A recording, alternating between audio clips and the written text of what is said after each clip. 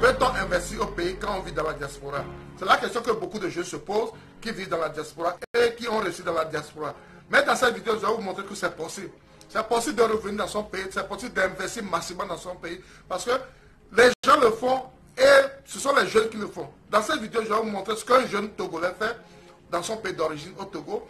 Malgré qu'il a réussi dans la diaspora, malgré qu'il a réussi aux États-Unis, il n'a pas oublié d'où il vient et il a décidé d'investir massivement dans son pays en agriculture, en élevage et en agritourisme pour pouvoir aider sa communauté parce qu'il n'a pas oublié d'où il vient. Il sait que beaucoup de gens n'ont pas eu la chance que lui a eu pour réussir, mais il a décidé de les aider également, de créer des emplois dans son pays d'origine. Et ce sont des choses à encourager, ce sont des choses qui font plaisir. Si on ne le fait pas, si on n'investit pas dans nos pays, les étrangers viendront le faire. Et ça serait à nos risques et périls. Avec cette vidéo, nous allons montrer que c'est possible d'investir dans nos pays, même si on réussit à l'étranger. Sans plus tarder, nous allons passer au vif du sujet après le générique. Si vous me découvrez pour la première fois, mon nom c'est Sabi Aliati, responsable de la ferme S2A au Togo. Ici, nous partageons nos expériences, nous parlons d'investissement en général, nous parlons de business, d'agribusiness, pour pouvoir aider le continent. Parce qu'on s'est dit que pour pouvoir développer ce continent, on doit développer le secteur primaire qui est vraiment important. Parce que sans alimentation, quand on n'est pas en forme, on ne peut pas travailler pour ce continent. Et si vous aimez cette thématique, si cette thématique vous sont importantes également, vous avez deux choses à faire. Premièrement, c'est de vous abonner à notre chaîne, S2A Group. Cliquez sur la cloche de notification pour recevoir toutes nos vidéos à chaque fois que nous allons publier. Et en deuxième partie, partagez-la au maximum, pour qu'elle puisse atteindre plus de personnes. Parce que c'est ensemble qu'on peut construire cette communauté. Et on a besoin de tout et chacun de vous. C'est vrai qu'il est difficile des fois, quand on vit à l'étranger, d'investir en Afrique. Parce que les réalités de là où on vit et les réalités du pays sont différentes. Mais si on ne le fait pas, si on ne vient pas investir dans nos pays, qui va le faire? Les autres viendront le faire. Les étrangers viendront le faire. La preuve, on n'achète pas les terrains chez nous, on n'achète pas les terres chez nous. Les Européens viennent acheter les terrains chez nous, les Américains viennent acheter les terrains chez nous, les Chinois viennent acheter les terrains chez nous. Après, on va se plaindre. Si on ne fait pas attention, nous serons des locataires dans notre propre pays. Et ça, on doit l'éviter. Et nous qui avons la chance de vivre à l'étranger, nous qui avons la chance de réussir un peu à l'étranger, on doit rentrer pour investir massivement au pays. Et même les gens qui sont au pays, qui ont les moyens, doivent investir massivement au pays. Et ce jeune nous montre que c'est possible. On peut le faire dans tout son projet. Il a un grand projet d'élevage et d'agriculture. Et en élevage, il fait ce qu'on mange communément et il fait également ce qui est un peu rare. Et c'est très joli et c'est très beau. Et je vais vous montrer cela pour vous inciter aussi à investir comme ce jeune. Sur une superficie de plus de 100 hectares, ce jeune fait l'élevage et l'agriculture.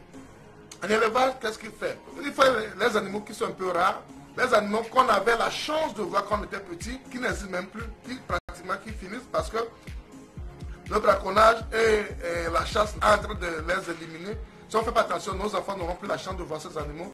Je parle des biches, des antilopes qu'il fait dans sa ferme. Et c'est très bien, il essaie de les élever pour que les gens puissent venir voir, à la longue vont venir voir comme du tourisme également. Et aussi ils peuvent vendre ces viandes parce qu'elles deviennent très rares parce qu'elles n'existent plus. Il fait également des tortues. Les tortues que vous pouvez envoyer vos enfants visiter. Donc c'est un très grand projet que ce monsieur est en train de faire. Il y a des tortues chez lui que vous pouvez voir. Il va les agrandir également. Il fait également les autruches. Les autruches, au pays, il est l'un des meilleurs également en Autriche parce que l'élevage des autruches est un peu compliqué. Ce n'est pas donné à n'importe qui, à tout le monde de le faire. Mais ce jeune investit beaucoup d'argent en cela. Et franchement, j'ai aimé cela et je tiens à vous partager cela. Et prochainement, quand on sera au pays, nous irons effectivement sur cette ferme pour mieux nous entretenir avec ce monsieur. Et il va mieux nous expliquer ce qu'il fait là-bas et son vrai projet pour son pays, le Togo. Et c'est une des choses comme ça qu'il faut encourager. À part ces animaux qui sont un peu rares, qu'on ne peut pas trouver un peu partout, il fait aussi ce qu'on peut trouver un peu partout, ce qu'on peut consommer, ce que le commun des mortels, la population aura vraiment besoin. Il fait les bœufs. Et ces bœufs, je vais dire qu'ils sont vraiment bons, bien, parce qu'il produit lui-même son fourrage pour ces animaux. Donc vous pouvez voir ces bœufs, il a ce qu'il faut pour ces bœufs. Et ils sont vraiment en forme. Il a un grand projet pour ces bœufs également. Après les bœufs, il a aussi les moutons. les moutons. Et ce que j'ai aimé chez lui au niveau de ces moutons, là maintenant il a construit leur habitat. Un truc qui n'est pas fréquent chez nous en Afrique de l'Ouest, mais qui est pratiqué tellement en Afrique de l'Est, au Kenya, Rwanda et autres. C'est de cette manière qu'ils construisent les enclos de leurs animaux. Ça leur permet d'éviter beaucoup de maladies. Parce que les déchets de ces animaux vont directement en bas et ils nettoient. Donc, tu n'es pas obligé de balayer l'enclos chaque jour. Tu le fais une fois par semaine. Et donc, franchement, c'est une révolution ce qu'il fait dans sa ferme. C'est vraiment une révolution. Et je tiens vraiment à vous partager cela. C'est très bon et c'est très joli à voir. Et après les bœufs et les moutons, il fait les agoutis qui sont un peu rares. À cause de la chasse, ces animaux deviennent rares. Et ce sont des animaux qui sont vraiment prisés par la population de l'Afrique de l'Ouest.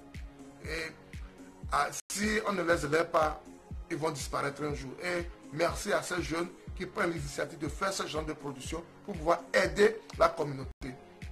C'est très bon, c'est encouragé. Il fait les oies. Il fait les oies qui sont un peu rares également. Et c'est également bon pour le tourisme. Les enfants iront voir ces oies dans sa ferme. Et ça, c'est son objectif également. Parce qu'il veut créer un centre vraiment de référence dans la sous-région. De référence dans la sous-région. Parce que ces choses-là, on les voit ailleurs. On les voit ailleurs, on ne les voit pas chez nous. Et si on a un jeune qui veut le faire chez nous, c'est vraiment à encourager, à féliciter.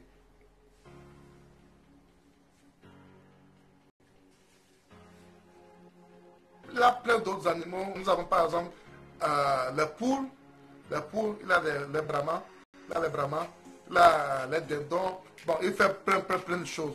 Il fait plein de choses qui sont vraiment à encourager.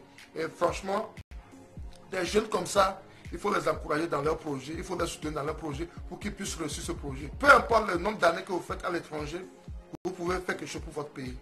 Vous pouvez faire quelque chose pour votre pays d'origine. Et c'est ce qu'il fait, il faut l'encourager. À part l'élevage, nous avons brossé à peu près l'élevage, ce qu'il fait au niveau de l'élevage.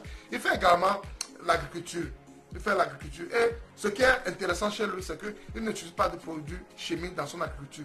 Son agriculture est bio. Vous pouvez même voir la verdure de son maïs et de son manioc. Tout ce qu'il fait est vraiment bio parce qu'il s'est mis sur lui que tout ce qu'il produit, c'est pour la consommation de ses animaux, sa consommation personnelle et il peut vendre le surplus. Donc, il ne veut pas mettre du n'importe quoi sur le marché. Il ne veut pas mettre du n'importe quoi sur le marché. Il veut mettre des choses qui vont aider la communauté. Parce que ce qu'on mange, je le dis toujours, c'est ce qu'on mange est notre premier médicament. Si on met du n'importe quoi dans notre organisme, on se tue à petit feu. Et il a compris cela. Il a compris cela et il travaille pour cela. Et tout ce qu'il fait comme agriculture, vous pouvez le voir, est bio. Tout ce qu'il fait comme agriculture est bio.